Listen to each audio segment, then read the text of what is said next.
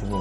నీ తండ్రిని నీ తల్లిని సన్మానిస్తే దీర్ఘాయుష్మంతుడు అవుతావని చరిత్ర చెబుతుంటే, నీ తల్లిని నీ తండ్రిని సన్మానిస్తే నీకు మేలు కలుగుతుందని పత్రిక పాఠం చెబుతూ ఉంటే, సామెతల గ్రంథము మహాజ్ఞానిటువంటి సొలొమోను గారు అంటుంటారు కదా, నా కుమారుడా, నీవు ఆలకించిన మాటలను అంగీకరించిన ఎడల నీవు దీర్ఘాయుష్మంతుడు అవుతావు. నీవు దీర్ఘాయుష్మంతుడు అవ్వాలి అనంటే ధర్మశాస్త్రము ప్రకారము నీ తండ్రిని నీ తల్లిని నీవు సన్మానించాలి. నీవు తండ్రిని నీ తల్లిని నువ్వు సన్మానించినట్లయితే నీకు దీర్ఘాయుష్ వస్తుంది, నీకు మేలు కలుగుతుంది. అయితే మనందరికీ తెలిసినటువంటి ఒక విషయం ఏంటంటే, సన్మానము అనగానే మనకు గుర్తొచ్చేటువంటిది ఏంటంటే ఒక బొక్కే. ఈ మధ్యన ఆ యొక్క ఎన్విరాన్మెంట్ని బాగా పరిగణనలోకి తీసుకుని బొక్కే బదులు ఏమిస్తూ ఉన్నారంటే ఒక పూలకుండి.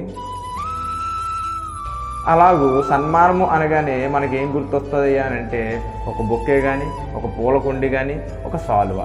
ఈ మూడే మనకి తరచుగా గుర్తొస్తూ ఉంటుంది. అదే సన్మానం. సన్మానం అనంటే వారిని సత్కరించడం, గౌరవించడం.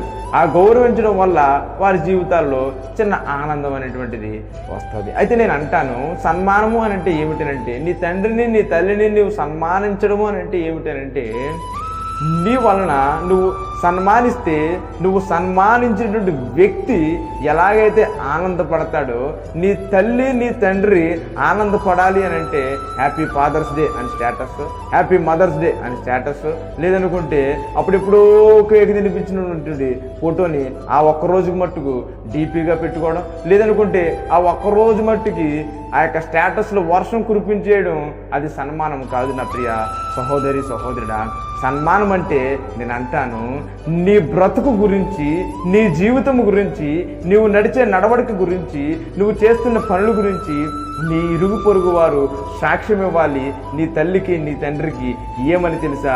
మంచి కుమారుడిని నీవు కన్నావు, మంచి కుమార్తెను నీవు కన్నావు, ఎంత మంచి కుమారుడు, ఎంత మంచి కుమార్తె, మంచి కొడుకుని కన్నావు, మంచి కూతుర్ని కన్నావు అని ఇరుగు పొరుగు వారు ఎప్పుడైతే సాక్ష్యం ఇస్తారో అప్పుడు నీ తల్లి తండ్రి ఆనందిస్తారో అది సన్మానం అని అంటే.